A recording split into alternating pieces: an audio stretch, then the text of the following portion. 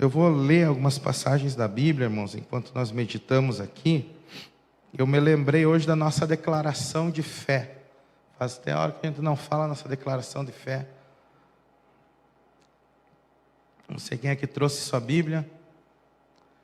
Tem a Bíblia impressa ou tem a Bíblia... Tem aí a da nossa declaração, para nós poder dizer junto, o pessoal lê junto com nós. Quem tem sua Bíblia impressa, pode pegar sua Bíblia impressa. Quem tem sua Bíblia no celular, pega no celular. Não tem problema não. Mas nós temos uma declaração, né? Que ela diz assim, vamos ler junto, para nós nos lembrar. Podemos ler todo mundo junto. Pode pegar sua Bíblia e dizer: eu sou quem a Bíblia diz que eu sou. Eu tenho o que a Bíblia diz que eu tenho. Eu posso fazer o que a Bíblia diz que eu posso fazer. Continuando? Vamos lá, pessoal. Minha cidade é de Jesus. Minha família é de Jesus. Minha vida é de Jesus. O melhor lugar é aqui. O melhor tempo é agora. Deus quer falar e eu quero escutar a sua voz. Aleluia. Para aquele que crê, então, vamos meditar hoje na palavra do Senhor. E se eu fosse dar eu vou dar um título assim, irmãos. O título da nossa mensagem, vou colocar aqui atrás para o pessoal ir acompanhando. Inteligência espiritual para os nossos dias. Vamos meditar um pouco na palavra de Jesus. O que eu me refiro sobre inteligência espiritual para os dias de hoje, para os nossos dias? É que existem princípios espirituais que eles não dependem de nós. Existem princípios espirituais que dependem só de Deus. Mas nós aprendemos na palavra de Jesus que existem princípios espirituais que dependem das nossas atitudes. E é nesse sentido que eu quero meditar, que nós possamos ter inteligência espiritual, para entendermos que quando uma coisa envolve só a vontade de Deus, Ele já fez tudo o que tinha que ser feito. Nós apenas devemos crer, exercitar nossa fé. Mas quando existirem circunstâncias que dependem de uma atitude de fé, que a gente possa, então, ter a coragem de tomar, de fazer essa atitude, que eu chamo uma atitude de fé. Então, em primeiro lugar, existem princípios espirituais que dependem só de Deus. Eu vou ler aqui para vocês Efésios 2:8. Qual um princípio espiritual que depende só de Deus? Nossa salvação. A Bíblia diz assim em Efésios 2:8: pois pela graça de Deus vocês são salvos por meio da fé. E isso não vem de vocês, mas é um presente dado por Deus. A salvação não é o resultado dos esforços de vocês, portanto ninguém pode se orgulhar de tê-la. Paulo fala isso. João 3,16 diz assim, porque Deus amou o mundo tanto, que deu o seu único Filho, para que todo aquele que nele crê, não morra, mas tenha a vida eterna. Pois Deus mandou o seu Filho para salvar o mundo, e não para julgá-lo. Então, irmãos, o que é ser salvo? O que é salvação? Salvação é nós termos Jesus. Isso é salvação.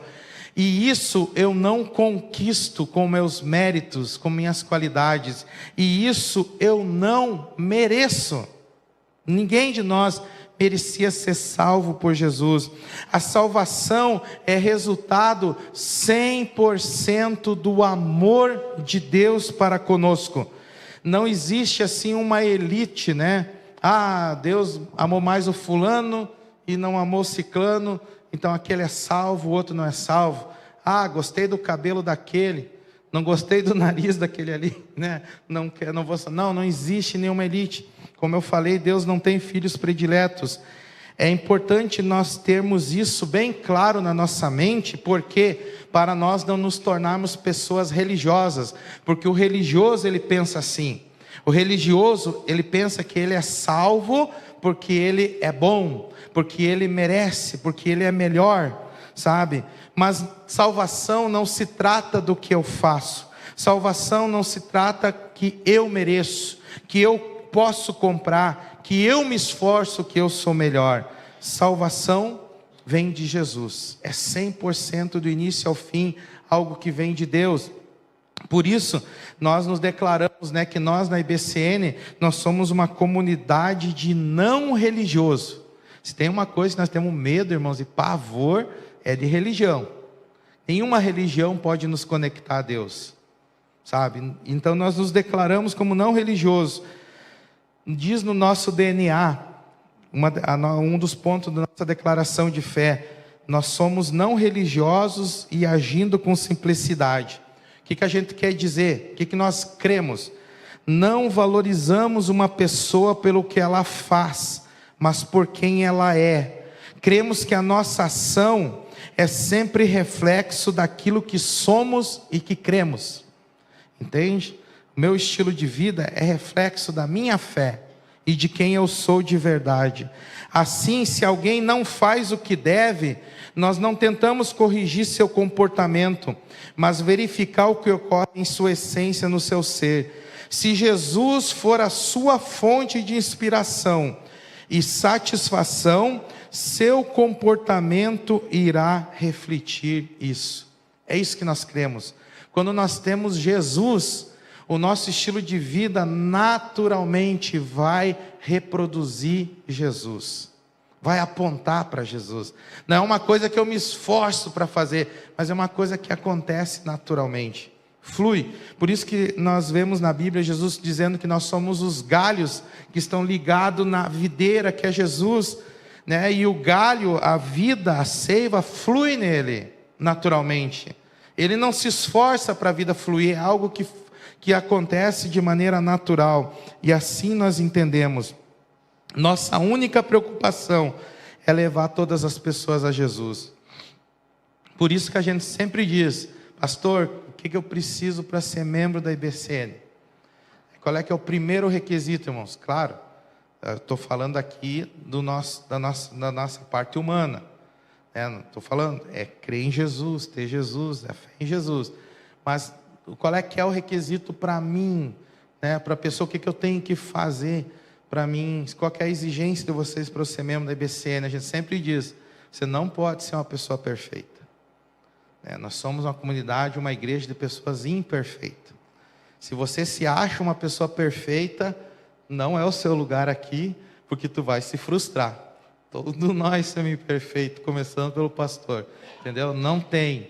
Então é isso, irmãos, não é eu, não é nós, é Jesus, E todos nós temos Jesus. Olha só o que a Bíblia continua falando em Efésios 4:7. Porém, cada um de nós recebeu um dom especial de acordo com o que Cristo deu. Foi Ele quem deu dom às pessoas. Ele escolheu alguns para serem apóstolos, outros para profetas, outros para evangelistas e ainda outros para pastores e mestres. Ele fez isso para preparar o povo de Deus para o serviço cristão, a fim de construir o corpo de Cristo. 1 Coríntios 12:11, porém, é um só o mesmo Espírito quem faz tudo isso, e Ele dá um dom diferente para cada pessoa, conforme Ele quer. Jesus é quem distribui os dons e talentos às pessoas. É Jesus. Por isso que nós sempre falando, nós somos focados em Jesus, priorizamos Jesus, porque se nós temos Jesus, nós temos tudo o que precisamos. Nossa parte é descobrir os dons e talentos que Ele nos deu. Essa é a nossa parte. E a igreja é o ambiente onde você vai descobrir teus dons e talentos. É aqui que você vai descobrir eles. Tudo começa em Deus, o foco não é nós. E irmãos, Apocalipse 21:5 fala, a nossa salvação começa em Jesus e termina em Jesus. Não existe nada que a gente possa mudar sobre isso. sobre a eternidade. Não tem nada que a gente possa fazer para alterar a eternidade. Como que vai ser depois que a gente partir desse mundo? Apocalipse 21, 1 e o 5 fala assim: então vi um novo céu e uma nova terra, o primeiro céu e a primeira terra desapareceram, o mar sumiu, aquele que estava sentado no trono disse: agora eu faço nova todas as coisas, e também me disse: escreve isso, pois essas palavras são fiéis, verdadeiras e merecem confiança. Não temos como alterar a eternidade, entende, irmãos? Existem princípios que dependem só de Deus.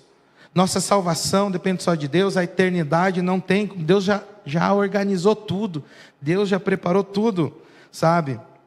Falar de qualquer assunto relativo a Deus é um grande desafio para nós, porque nós somos pessoas limitadas, somos pessoas que a gente chama assim, nós somos temporais, nós temos um passado, temos um presente e temos um futuro. Quem tem da minha idade para mais, está no grupo que tem mais passado que futuro. A coisa funciona assim, quem é gurizada mais nova, tem menos passado, tem mais futuro, mas é assim, a vida é assim, nós somos seres temporais. E como é que a gente vai falar de Deus, né? Que Deus está acima do tempo, Deus está fora do tempo. E eu me lembro quando eu fui, no caso, fazer o processo de ordenação, né? Eles têm uma pergunta que eles dizem assim: quem é Deus para você?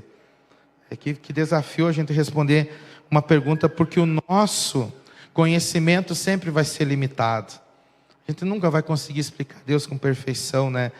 E a Bíblia fala de tantos atributos de Deus, eu não vou ler todos os versículos, senão a gente vai se estender demais, mas a Bíblia fala, né, que em Isaías 43:10, que não existe nenhum Deus além do nosso Deus, antes dele não existiu outro Deus, depois dele não vai existir. Em Êxodo 3:14, ele se manifesta com Moisés como eu sou, dizendo que ele é autoexistente. Nós fomos criados, Deus não foi criado, sabe? Tiago 1:17 fala lá que ele não muda, que ele é imutável, Deus nunca vai mudar. E Salmo 139, 7 e 10, lá fala que ele é onipresente. O salmista diz: para onde eu vou fugir da tua presença? Não tenho para onde eu ir, sabe?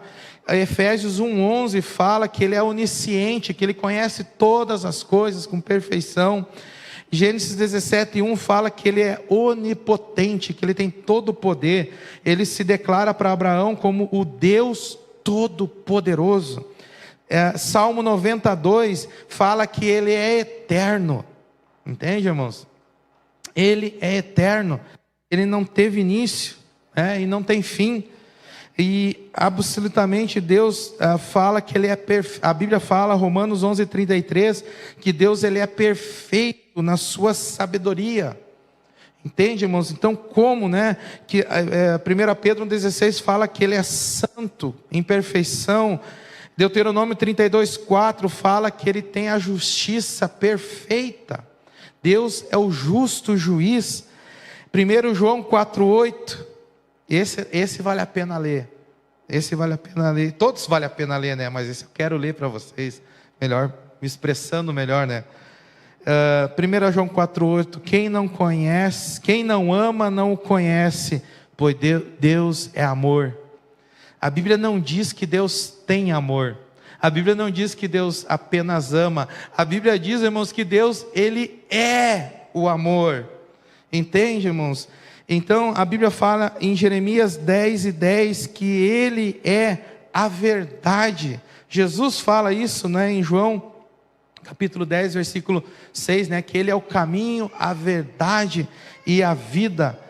E a Bíblia fala em João 4:24 que Deus é uma pessoa divina, ele é espírito, ele é um ser espiritual. O Salmo 19, versículo 1 e 2 fala que Deus se revela para nós através da criação. A gente olha, né, os antropólogos, né, os estudiosos das ciências, muitas vezes eles descobrem povos e que nunca existiu Bíblia naquele tempo, que eles não tiveram Bíblia, que eles não foram evangelizados, e ali diz que eles cultuam Deus. É quem que os ensinou a cultuar a Deus? A Bíblia nos fala isso, né? Que Deus, Salmo 19, que Ele se revela através da criação, que o sol declara a grandeza de Deus a cada dia que Ele sai no céu, e nós podemos ver o poder de Deus através daquilo que Ele criou. Então, tantas coisas que a Bíblia fala sobre Deus. Romanos 1:20, fala que Deus se revela através da criação. Atos 14:17, Romanos 2:15, e Deus se revela para nós através da sua palavra, segundo a Pedro 1:21, e Hebreus 1:1 e 2 fala que Ele se revela através de Jesus Cristo, o seu Filho. Todos esses atributos que eu falei aqui, irmãos, sabe? Todos esses atributos de Deus, eles são eternos. E eles não dependem de nós. São princípios espirituais que a gente não tem nada o que fazer. Sabe? Cada um desses atributos de Deus aqui que eu falei para vocês, a Bíblia declara eles como verdade, e a Bíblia deixa bem claro que a sua opinião não importa nada. Não querem saber. Mas eu não acho legal essa história que Deus é eterno. A Bíblia não está nem aí se não está nem aí se eu não acho legal. É uma coisa que depende só de Deus. Ele determinou que é assim. Mas eu gostaria que Deus fosse só amor, só love. Love, love, love. E não juiz. Mas, irmãos, a Bíblia não pergunta para nós o que eu acho. Isso é uma coisa que Deus já deixou determinado. Entende? Então existem princípios espirituais que não dependem de mim e você. Muitas questões não dependem de mim.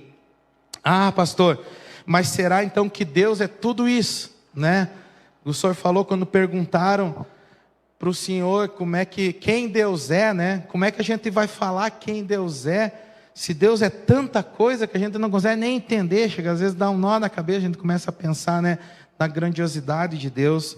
Será que o nosso mundo então, a nossa vida é resultado de um fatalismo irreversível, que não adianta eu orar, não adianta eu ler a Bíblia, não adianta eu me aproximar de Jesus, Deus já fez tudo e ajeitou o que tem para frente, o que tinha para trás, e não adianta, não vai mudar nada. Será que é assim, irmãos, que a coisa funciona? A Bíblia, ela nos mostra que esse Deus supremo, absoluto, Criador dos céus e da terra, o verdadeiro Deus, Ele nos amou, e Ele decidiu se relacionar conosco.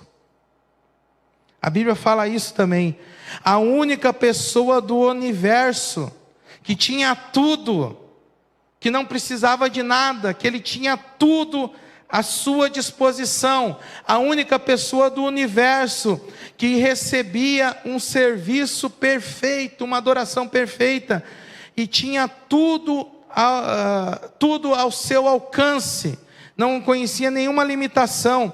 Essa pessoa, de maneira voluntária, decidiu nos amar e se relacionar conosco, que é Jesus. Então Jesus, a Bíblia diz que Ele desce ao nosso nível, se torna um ser humano para poder se relacionar conosco de maneira profunda. Por que Jesus, Ele não veio do céu direto? Jesus poderia montar num cometa, num asteroide, chegar no mundo, fazer aquele estouro e dizer, gente, se arrependam. Por que Jesus, Ele se torna humano, irmãos? Por que Jesus, Ele é amamentado? Por que Jesus, Ele usa fralda? Por que Jesus, Ele se torna uma criança? Por que Jesus, lá desde o ventre da mãe, Ele dá os chutes lá na barriga de Maria? Por que Jesus, Ele se torna um adolescente?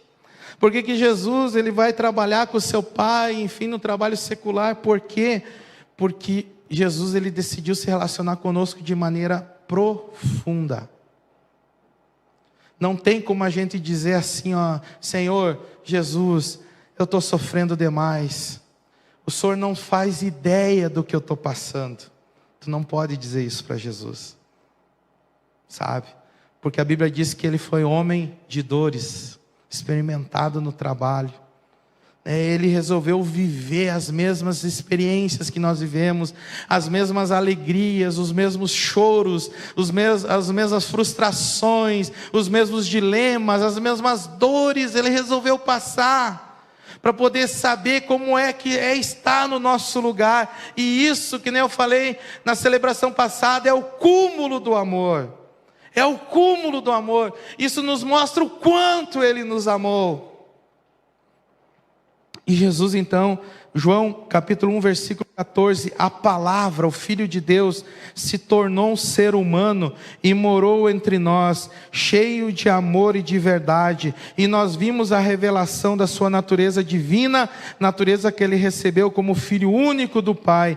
Quando nós entendemos essa verdade, que Deus nos ama, através de Jesus, nós vemos a expressão máxima do amor do Pai, a nossa vida ganha um significado muito mais amplo e profundo. Nós não vivemos num fatalismo, porque Deus se importa conosco. Deus se importa a ponto de mover o céu inteiro, irmãos. Deus se importa a fim de dar o melhor dele por nós. Não tem como a gente dizer que Ele não nos ama. Não tem como nós dizer, passamos por problemas, mas os problemas fazem parte dessa vida, mas nós nunca seremos abandonados por Jesus, nunca seremos abandonados pelo nosso Pai Celestial. E nós entendemos essas verdades, e por isso Paulo fala assim, em Romanos 8:35, Paulo fala uma declaração de fé linda, a partir do 35 ele diz assim, então, quem pode nos separar do amor de Cristo? Quando nós começamos a pensar na dimensão do amor de Deus por nós, Paulo começa a fazer esse questionamento: quem pode me separar? Quem pode nos separar do amor de Cristo? E ele fala assim: serão os sofrimentos, as dificuldades, a perseguição, a fome, a pobreza ou o perigo de morte? Paulo faz esse questionamento. E esse questionamento serve para nós hoje, irmãos. O que, irmãos, quando nós olhamos para a profundidade, para o tamanho do amor de Deus por nós, o que pode nos separar do amor de Cristo Jesus? O que nos impede de gastar a nossa vida por Ele, para Ele, sendo que Ele nos deu tudo? O que pode nos separar do amor de Cristo Jesus? Será que seria a cotação do euro que vai nos preocupar? Será que seria o preço da gasolina que nos separa do amor de Jesus? A crise econômica, as guerras, a alta do dólar, a taxa do desemprego, a pandemia do coronavírus, o problema do surto da dengue? Será que isso vai nos separar do amor de Deus em Cristo Jesus? Como dizem as Escrituras Sagradas, por causa de Ti estamos em perigo de morte o dia inteiro, somos tratados como ovelhas que vão para o matadouros. E olha o que Paulo diz, irmãos, e isso conforta o nosso coração, e isso é o que deve alimentar a sua fé. Em todas essas situações, nós temos a vitória completa por meio daquele que nos amou, pois eu tenho a certeza que nada pode nos separar do amor de Deus, nem a morte, nem a vida, nem os anjos, nem outras autoridades ou poderes celestiais, nem o presente, nem o futuro, nem o mundo lá de cima e nem o mundo lá de baixo. Em todo o universo não há nada que possa nos separar do amor de Deus. E Ele declara que é nosso por meio de Cristo Jesus, o nosso Senhor. Aleluia. Jesus, em Jesus nós temos o amor de Deus. Quando nós conhecemos Jesus e nós nos apossamos desse presente de Deus, que é o seu amor, nós iniciamos uma caminhada com Jesus. E Ele nos deixou um mapa, um GPS, que é a Bíblia, que aponta para Jesus. A Bíblia é o nosso GPS, que aponta para Jesus, para a gente ouvir a voz dEle e ser cada vez mais parecido com Ele. A nossa parte nesse processo de caminhar com Jesus é cooperar com Jesus, ouvir a sua voz e seguir sua direção. Essa é a nossa parte. E os frutos dessa vida, dessa caminhada com Jesus, não é resultado do meu esforço, mas é uma consequência natural de Jesus que está em minha vida. Eu não vou amar, eu não vou perdoar, eu não vou exercer compaixão e generosidade me esforçando para ser assim. Não, eu vou agir com naturalidade, porque é resultado da ação de Jesus que está na minha vida. E nesse sentido eu quero que você aprenda o segundo, o próximo slide aí, que existem princípios espirituais que dependem das nossas atitudes. A Bíblia fala de muita coisa que não depende de nós, mas a Bíblia também fala de princípios espirituais que dependem da nossa atitude. E eu costumo dizer assim: se eu faço, Deus faz. Se eu não faço, Deus não faz. É isso que você tem que entender. Quando eu falo de atitude, é uma norma de procedimento. O vocabulário diz assim, o dicionário diz assim, né? Que leva a um determinado comportamento, concretização de uma intenção, de um propósito. Na psicologia, a atitude é comportamento habitual que se verifica em circunstâncias diferentes. Aí até onde vai meu conhecimento de psicologia? Se quiser saber mais, daí é com a Vivi, né? Mas é por aí, né, Vivi? Reforçando, essas atitudes são a evidência da nossa fé. Evidência da nossa fé. É um resultado, uma consequência. E a pergunta que eu tenho que me fazer é assim: meu estilo de vida reproduz essas atitudes? Eu estou agindo desse jeito? Quando eu estou no trabalho, quando eu estou em casa, nos meus relacionamentos, nos estudos, eu estou agindo dessa maneira? Todas as atitudes que eu estou falando aqui são atitudes de fé, tá? Que eu falei, não tem mérito nenhum nosso. A gente só entra com a fé no negócio, irmãos. Entende? Hebreus 11:6. Pois sem fé é impossível agradar a Deus. A fé é a única moeda do reino que nós temos para oferecer. É crer em Jesus. Nossas atitudes são a chave para vivermos esses princípios espirituais. Então é nesse sentido: se eu faço, Deus faz. Se eu não faço, Deus não faz. E o primeiro princípio, são 3 bem rapidinho para nós fechar. Primeiro princípio aqui que eu quero compartilhar contigo: você vai atrair o que você valoriza. Na tua vida você sempre vai atrair aquilo que você valorizar. Você sempre vai atrair aquilo que você respeita. Jesus disse em Mateus 6,33: buscai em primeiro lugar o reino de Deus e sua justiça, e todas as demais coisas, essas demais coisas eu vos acrescentarei. Entende? Deus disse a Josué 1,7, para ele não se apartar nem para a direita nem para a esquerda da palavra da lei do Senhor. Está lá. Então, irmãos, como que nós sabemos o que é importante? Através daquilo que nós damos atenção, através daquilo que nós valorizamos, através daquilo que nós respeitamos. Eu acho que é o pastor Cláudio Duarte, que tinha uma história que ele contava, né? Que as gerações vão mudando, né? E ele diz assim que não fique bravo comigo, ele que faz a comparação, só vou dizer. Daí eu vi uma vez que ele falou assim que tem pai, a geração de antigamente é que os pais tinham que ser radar eletrônico, ele fala. E o nosso desafio na nossa geração é não se transformar pai que seja placa de trânsito. Ele diz assim, porque a placa de trânsito está lá 80, e o cara cruza 100, 110, 120, e está lá a plaquinha só 80, então, que eu vou respeitar essa placa aí, né? Agora, quando tem um pardal, um radar eletrônico, né? Tu vê 50 lá, quantas vezes? 50, e aquela tu cruza ali, 40, 35. Porque tu sabe que o pardal eletrônico te racha no meio se tu desrespeitar ele. É ou não é?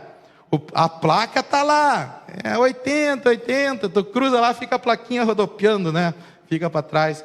Agora o pardal não, o pardal eletrônico diz assim, ó meu filho, ó meu, aqui é 50, se tu não passar 50, eu te tasco no meio, uma multa que tu vai ver, aquelas de ficar olhando para trás, né? Então ele diz nesse sentido, respeito, né? A gente não respeita a placa, mas a gente respeita o pardal eletrônico. Então, sabemos, irmãos, o que é importante. Não precisa a gente ler Mateus 6,33 para buscar em primeiro lugar o reino de Deus. A gente sabe que ele é importante. A pergunta que nós temos que fazer, nós estamos dando atenção ao que é importante? Estamos valorizando? Porque nós vamos atrair para a nossa vida tudo aquilo que nós valorizarmos, sabe? As pressões do dia a dia, do cotidiano, tentam fazer com que a gente foque só no que é urgente, no que é fácil, no que é rápido e no que é melhor. Entende? Mas nem sempre a direção de Jesus para a nossa vida vai seguir essas linhas. Nem sempre Jesus vai te direcionar para um caminho mais fácil, sabe? Jesus nem sempre vai te direcionar para um caminho mais rápido, para um caminho mais curto. Não é assim que Jesus trabalha. Nem sempre Jesus te leva pelo caminho mais fácil. É o exemplo de Israel no deserto, que Deus levou por um caminho mais distante. Você deve aprender a valorizar sempre as coisas espirituais primeiro. É isso que é buscar o reino de Deus em primeiro lugar. Valorize as coisas espirituais. Dê valor àquilo que é espiritual. Nos problemas, você primeiro ora ou tenta dar o teu jeito? Meu Deus, eu estou com um problema, estou com uma situação. Vamos orar? Não, vamos dar um jeito. Orar demora demais. Entende, irmãos? A gente tenta dar o nosso jeito. Você prioriza a sua vida espiritual ou o que você escuta, lê ou assiste? A Bíblia diz que é para mim esperar. Mas eu vi lá, né, lá naquele documentário que não dá para esperar muito. Quem que você valoriza? Entende, irmãos? Se você hoje está cansado e sem direção em alguma área da sua vida, isso é um sinal que só você tem se esforçado. Eu aprendi com o pastor Mike Murdock, estresse é sinal que a gente está carregando uma carga que Jesus não mandou nós carregar. Então, irmãos, temos que rever nossas prioridades. O que Jesus quer que você faça nessa situação? É a pergunta que você tem que fazer. Valorize em primeiro lugar as coisas espirituais, porque você vai sempre atrair para a sua vida aquilo que você valoriza. Se eu faço, Deus faz. Se eu não faço, Deus não faz. Se eu não valorizar em primeiro lugar as coisas espirituais, o reino de Jesus, não adianta, irmãos, a gente fazer um monte de outra coisa e não fazer aquilo que compete a nós fazer. Segundo princípio, busque obter sabedoria. Isso é o mais importante. Eu tenho aprendido que pessoas inteligentes aprendem com os seus erros, mas as pessoas sábias aprendem com o erro dos outros. Entende, irmãos? Então, sabedoria é o mais importante. Todo problema da nossa vida é um problema de sabedoria. Toda situação que a gente não tem resposta é sinal que nós não temos conhecimento suficiente daquela circunstância. Provérbios 4:6 diz assim, não abandone a sabedoria e ela protegerá você. Ame-a e ela lhe dará segurança. Para ter sabedoria é preciso primeiro pagar o seu preço. Use tudo o que você tem para conseguir a compreensão. Ame a sabedoria e ela o tornará importante. Abrace-a e você será respeitado.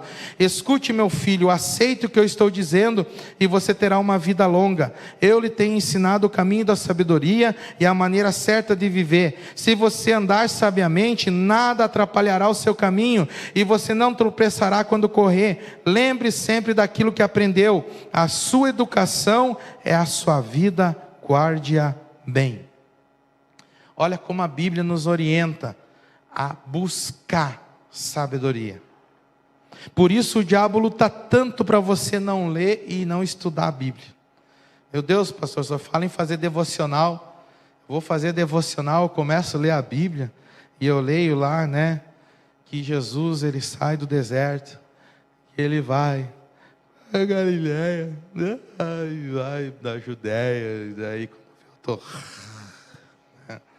dá um sono, irmão, dá sono, é assim, porque o diabo sabe que ele vai ser tremendamente derrotado por você, né, por Jesus na sua vida, quando você obter o conhecimento da palavra do Senhor. E ele vai fazer de tudo, irmãos. Irmão, dá um jeito, dá um jeito, ou toma um café, lê de pé, lê caminhando, não sei, irmão, faz alguma coisa. Se dá sono, acha um horário diferente. Mas o diabo, sabe, irmãos, ele vai lutar para você, barrar para você não obter sabedoria. Por isso a luta para vir na igreja. Meu Deus, quando eu vou num aniversário, quando eu vou numa festa, quando eu vou numa programação, estou dizendo que é errado, irmãos, mas quando eu vou em qualquer outro lugar, parece que a coisa flui tanto, né? Mas quando eu decido ir na igreja, acontece isso, atravessa aquilo e dá um imprevisto daqui. É assim, irmãos, é assim, porque o diabo sabe que você vai ouvir a palavra, Jesus vai falar contigo, vai se alimentar da tua fé, e é assim que você vai vencer. Deus vai ter um encontro contigo nesse lugar, e Ele faz de tudo para a coisa não acontecer. É assim, é a batalha mesmo, porque Ele não quer que você tenha sabedoria. Quantos de nós escutamos durante a semana, ou estudamos as mensagens? Quantos de nós lemos um livro para nos ajudar a entender melhor um assunto da Bíblia? Né? O tempo que nós disponibilizamos, ou como nós usamos o nosso tempo livre em coisas que não acrescentam nada, nós podemos às vezes reavaliar e investir em coisas que vão acrescentar na nossa vida espiritual. Porque depois, irmãos, o diabo, quando ele tenta nos dar uma rasteira, a Bíblia diz lá em Pedro que é como um leão rugindo. Quando ele tenta dar uma abocanhada na gente, ele tenta dar para acabar de vez. É assim, ele é ardiloso, e ele sempre vai tentar nos pegar desprevenido. Então, irmãos, eu devo decidir buscar a sabedoria da palavra de Jesus. Se eu faço, Deus faz. Se eu não faço, Deus não faz. E para nós terminar, o terceiro princípio é a lei da semeadura. Que você possa praticar a lei da semeadura na sua vida. Lei da semeadura envolve generosidade, amor e compaixão. Gênesis 8:22, enquanto o mundo existir, sempre haverá semeadura e colheita, frio e calor, verão e inverno, dia e noite. Gálatas 6:7, não se engane, ninguém zomba de Deus, o que uma pessoa plantar, é isso mesmo que colherá. 2 Coríntios 9:6, lembre-se disso, quem planta pouco, colhe pouco, quem planta muito, colhe muito. Se eu faço, Deus faz. Se eu não faço, Deus não faz. Isso quer dizer, irmãos, que você só colhe se plantar, né? Você só colhe se plantar. E você só colhe o que você plantar. É assim que funciona, irmãos. O cristão não deve ter um estilo de vida, que não envolva amor, compaixão e generosidade, porque são marcas da vida da pessoa que segue a Jesus. Esse é o estilo de cristão. Atos 20:35 diz que melhor é dar do que receber. Não é desperdício, irmãos. Sabe? Não estou dizendo para desperdiçar. Tem gente que ouve isso daí e diz assim, agora vamos, sabe? Não é desperdiçar, mas é você exercer generosidade e compaixão. no mundo à sua volta. O princípio é o amor sempre. Filipenses 2,4, que ninguém procure somente seu próprio interesse, mas também o dos outros. Sempre que eu puder fazer algo para abençoar a vida de outra pessoa, eu faço. Eu faço. Esse é o princípio. Não buscar apenas o meu interesse, mas também abençoar a vida de outras pessoas. Às vezes, nós queremos colher sem plantar, e não funciona isso. Nós temos que plantar para podermos colher. Lucas 16:10, quem é fiel nas pequenas coisas também será nas grandes, e quem é desonesto nas pequenas coisas também será nas grandes. Às vezes a gente diz para Deus, então a gente quer colher antes de plantar. Senhor, eu estou te dando essa oferta de R$1. Meu salário é R$1.000. Estou te dando essa oferta de R$1. Mas o dia que o Senhor me der 1 milhão, aí eu vou te dar 100 mil. A gente quer colher antes de plantar. Não é. Não funciona essa lógica para Deus. Aqui, Lucas 16:10 diz assim, que eu tenho que ser fiel no pouco, para Ele fazer com que eu possa crescer e avançar para degraus maiores. Então é assim, irmãos, coloque em prática essas atitudes. Valorize o que é espiritual, busque sabedoria e exerça a generosidade. Pratique a lei da semeadura. Irmãos, guarde no seu coração que eu vou falar aqui para nós orarmos. Atitudes mudam histórias, palavras não. Tem cristão que é cristão papagaio, né? Ora e diz para Jesus, porque agora, Senhor, nós vamos botar para arrebentar. Agora eu vou fazer, esse ano 2023 eu vou fazer, Senhor, porque esse ano eu vou mudar, esse ano eu vou me dedicar, e daí passa 2023, sabe?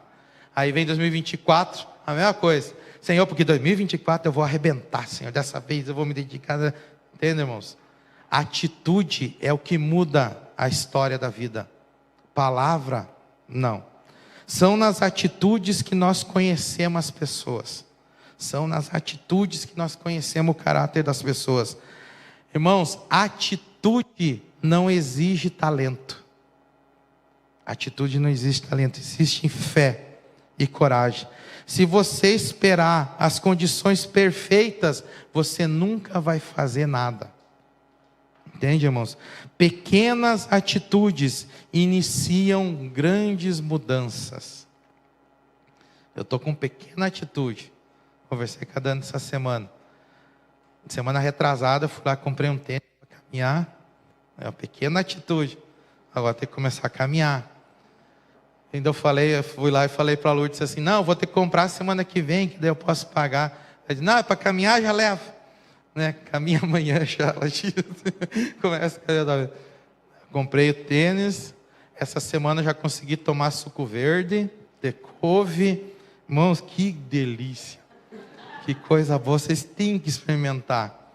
Couve com limão e abacaxi e gengibre. Eu experimento. Experimenta, irmão, vocês vão ver. Nós estamos vendo com a Dani, nós vamos agora ajustando a parte médica, tem que entrar para a parte física, vamos conversar com a Dani, vamos procurar aí atitude. Se eu ficar só na palavra, que não, mas pequenas atitudes já começam a valer, irmãos. Não consegui fazer 100%, mas comecemos. Já estamos começando aí, ó. Pequenas atitudes iniciam grandes mudanças. Atitudes simples podem te levar para mais longe. Atitudes boas produzem mais energia. Atitudes ruins sugam a tua energia. E o amor sem atitudes é estéril. Vamos colocar de pé, irmãos, para nós orar? Se eu faço, Deus faz. Aí, ó. Vamos repetir? Está aqui na frente, ó. Se eu faço, Deus faz. Se eu não faço, Deus não faz. E a nossa gotinha ficou tudo desencontrado ali. Um dia, irmãos, você vai olhar para trás na sua vida, para a sua história, e um desses pensamentos vai lhe vir à mente.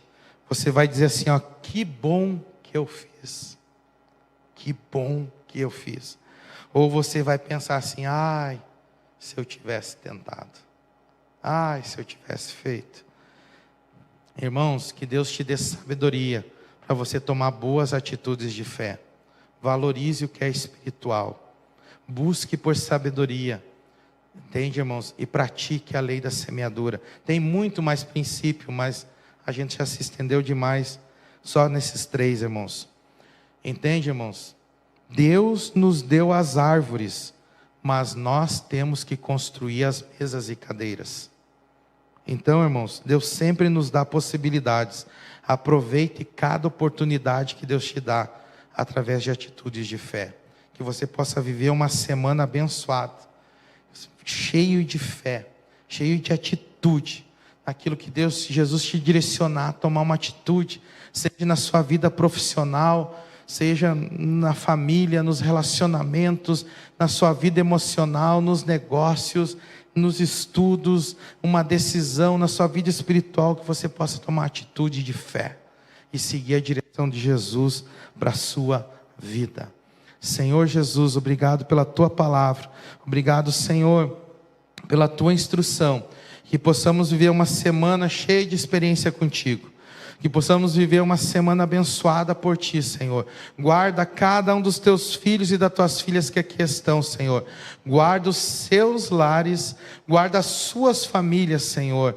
Ó, Senhor, guarda os teus filhos agora que eles vão retornar para os seus lares.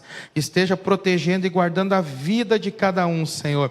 Visita o lar de cada um, Senhor. Visita a família de cada um. Aqueles que estão assistindo, Senhor, a essa transmissão. Senhor, alcança cada vida, Senhor amado. Alcança cada lar, Senhor, nesse momento. Senhor, repreenda toda ação do mal, tudo aquilo que não provém de ti, Senhor, que o Senhor venha anular, no nome de Jesus, que possamos viver uma semana abençoada por ti, Senhor amado, uma noite de descanso abençoada por ti.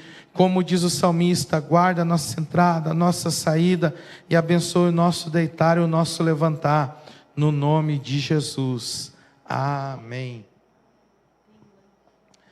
O Hype, nosso movimento de adolescente, está se organizando para o acampamento. Eles estão vendendo lanche na cantina ali, da igreja, tá, irmãos? Pastel. E daí, todos vocês que querem colaborar com eles, abençoar o acampamento deles aí, então eles estão ali, vocês podem se dirigir para lá. Semana passada foi cachorro quente, hoje é pastel. Então que o Senhor abençoe ricamente a vida de vocês, estão todos convidados a passar lá. Que a graça do nosso Senhor Jesus Cristo, o amor de Deus e a comunhão do Espírito Santo seja com todos nós, agora e para todos sempre. Todos nós dizemos amém, que possamos viver a melhor semana das nossas vidas.